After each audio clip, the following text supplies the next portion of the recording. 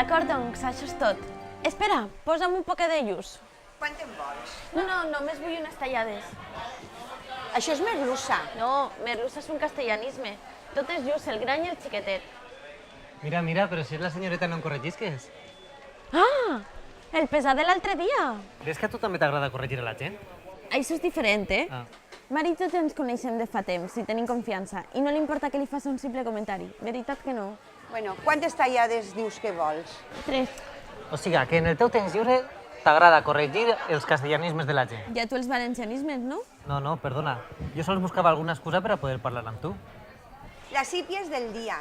Ta mai sempre se'n lleva quan la tenim. Vols que te la limpie i te la pose? Sí, Mari, sí. Què passa? Que vas estar mirant ahí tot el dia o què? Que és que jo no puc comprar així o què? Ah, clar, que anaves a comprar així. I què pensaves comprar exactament, si es pot saber? Algo de peix? No sé. Algo de la mar. Marisc, gambes. Ja. No cola. No. Jo que em veia tan convincent. Voldràs alguna cosa més, Cèlia? No, gràcies. Així que et diuen Elia.